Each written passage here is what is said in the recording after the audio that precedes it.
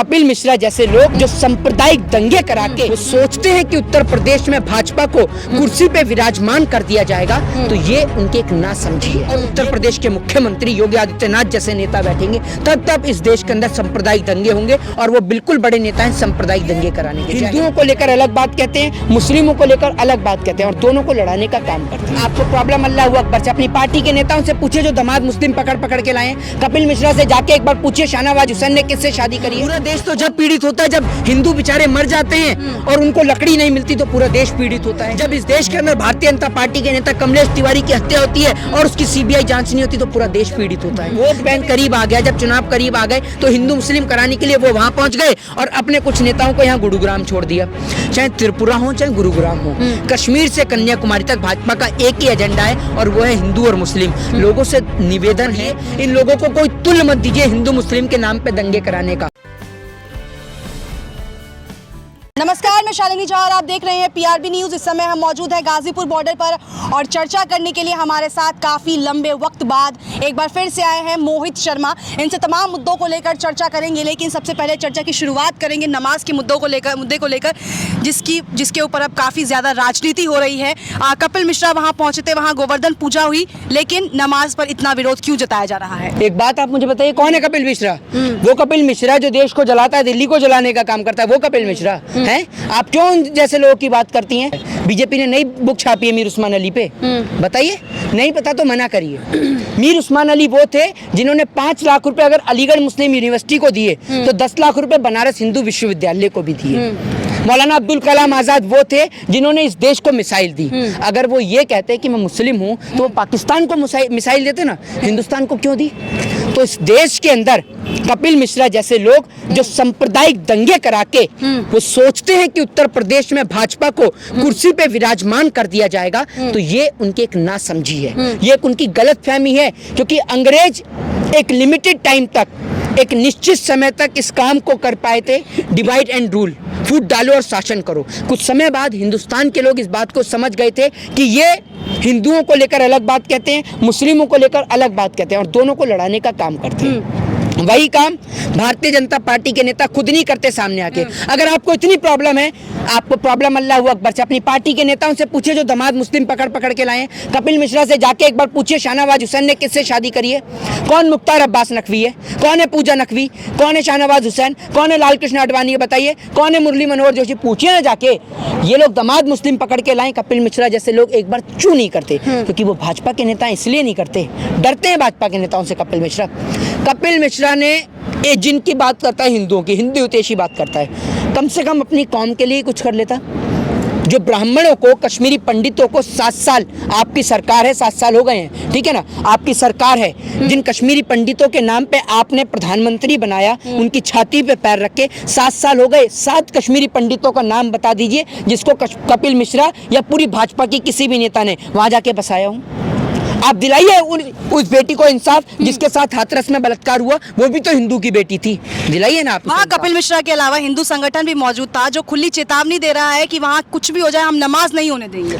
देखिए, नमाज हो चाहे फिर इस देश के अंदर पूजा पाठ हो, चाहे फिर वो आपकी हनुमान चालीसा हो, चाहे वो गोवर्धन पूजा हो, लोगों का अपनी अपनी मर्जी है। भारत एक धर्मनिरपेक्ष राज्य है, एक डेमोक्रेटिक कंट्री, एक लोकतांत्रिक देश है। जिस लोकतांत्रिक देश में धर्म को मानने की आज़ादी है, धर्म को पूजने की आज़ादी है, सबको अपने विचारों को व्यक्त करने की आज़ादी है। लेकिन इसका मतलब ये नहीं कि आप किसी को नमाज नहीं पढ़ने देंगे, किसी को हनुमान चालीसा नहीं पढ़ने देंगे। कौन होते हैं आप बताने वाले? अगर कोई मुस्लिम समाज का व्यक्ति इस बात को बोलेगा कि हम हनुमान चालीसा नहीं पढ़ने देंगे, हम उसके भी विरोध में बोलेंगे। आप होते कौन है लोगों को इस देश के अंदर सांप्रदायिक दंगे कराने वाले? भाई अगर मस्जिद में जगह नहीं है तो लोग बाहर बैठ जाते हैं, थोड़ा सा तो आपत्ति क्या है? कोई आपत्ति है? आप देंगे जगह अपने घर में नमाज करने के लिए? उनके पास तो परमिशन भी थी। किसकी? नमाज करने की परमिशन थी। मस्जिद के अंदर बैठ के पढ़े ना, तो मस्जिद के अंदर बैठ के कोई दिक्कत नहीं है, सब जगह खुले में नमाज पढ़ी जा रही। किसमें खुले? अगर नई जगह थी तो उस दिन पढ़ ली, रोज थोड़ी पढ़ी जा रही थी।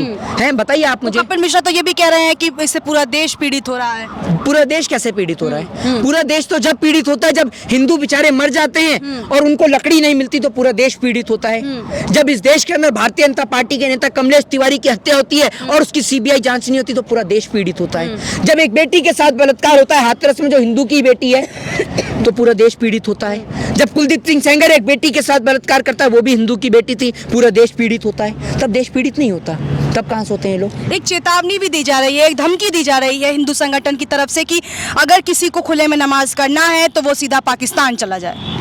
हर चीज में पाकिस्तान चले जाए, पाकिस्तान चला जाए। एक बात सरकार सीधे तौर पे ऑफिशियली कह देना, देश के प्रधानमंत्री कह दें, रक्षा मंत्री कह दें इस बात को कि भैया जितने भी मुस्लिम लोग हैं जो आर्मी के अंदर भर्ती हैं, पुलिस के अंदर भर्ती हैं, उनको बाहर निकाल दो।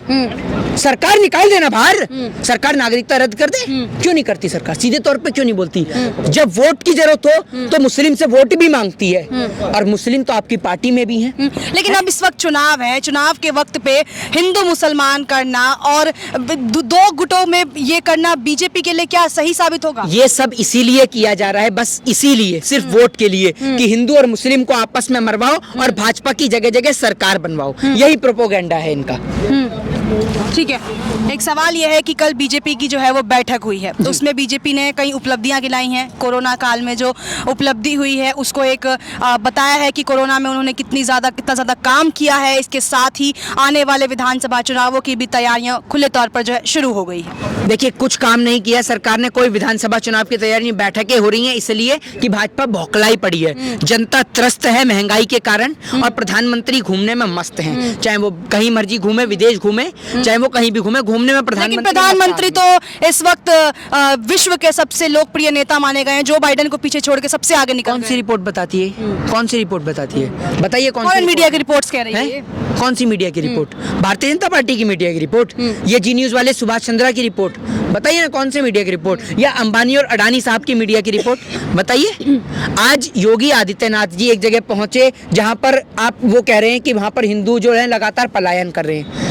जब लगातार हिंदू पलायन कर रहे थे पिछले 5 साल से, तो आप वहां पहुंचे नहीं। अब जब वोट बैंक करीब आ गया, जब चुनाव करीब आ गए, तो हिंदू मुस्लिम कराने के लिए वो वहां पहुंच गए और अपने कुछ नेताओं को यहाँ गुरुग्राम छोड़ दिया। चाहे त्रिपुरा हो, चाहे गुरुग्राम हो, कश्मीर से कन्याकुमारी तक भाजपा का एक ही एजेंडा है, और वो है हिंदू और मुस्लिम। लोगों से निवेदन है, कुछ मुस्लिम लोगों से भी निवेदन है कि आप मस्जिद के अंदर ही रहकर नमाज पढ़िए। इन लोगों को कोई तुल मत दीजिए हिंदू मुस्लिम के नाम पे दंगे कराने का। और अगर लोगों को लगता है, क्या भाजपा को या आपको इस बात को लगता है कि हिंदू मुस्लिम के नाम पे दंगे कराने से ये देश तरक्की करेगा? आपको लगता है कैसा? लगता है आपको? नहीं लगता तो क्यों दंगे हो रहे हैं भाई? लोगों को समझना चाहिए, इस देश की डेवलप और तरक्की की बात करनी चाहिए। और हमारा धर्म, हिंदू धर्म, वो धर्म है जो कभी किसी को हानि और नुकसान नहीं पहुंचाता। लेकिन एक तरफ हम कहते हैं कि हमारा देश धर्मनिरपेक्षता के ऊपर है, हर धर्म के बराबर है। हमारा देश तो फिर यहाँ ऐसा रोटी और प्यासे को पानी पिलाता है। हमारा धर्म किसी को नुकसान नहीं पहुंचाता। जब हम कहते हैं कि हमारा धर्म, सभी धर्म बराबर है, धर्म निरपेक्ष की बात करते हैं हम, वहाँ पे ऐसे मुद्दे उठाना, मुसलमानों को बार बार गलत दिखाना, ये गलत नहीं। ऐसे लोग किसी जाति और धर्म के नहीं हो सकते जो धर्म के नाम पर दंगे करें, क्योंकि हमारा धर्म, हम लोग इस बात पे लड़ाई लड़ सकते हैं कि भाई हमारे यहाँ पर मंदिरों में बेहतर सुविधा हो, हमारे यहाँ पर मंदिरों में जो लोग हैं हमारे हिंदू धर्म के लोग हों, जो भूखे फुटपाथ पे मर रहे हैं उनको सरकार खाना दे। हम इस बात पे लड़ सकते हैं, तब हम आपके साथ हैं। आप हिंदू और मुस्लिम के नाम पे देश में सांप्रदायिक दंगे कराएं तो ये बिल्कुल गलत है। भाजपा ने ये कहा है कि उनकी जो पार्टी है वो परिवारवाद पर नहीं टिकी हुई है, संकल्प सेवा पर टिकी हुई है। तो परिवारवाद पे नहीं टिकी तो भैया अमित शाह जो हैं, उनके बेटे जैसा बीसीसीआई में सचिव कैसे बन जाते हैं? इस बात का वो जवाब दें, ठीक है ना भाई?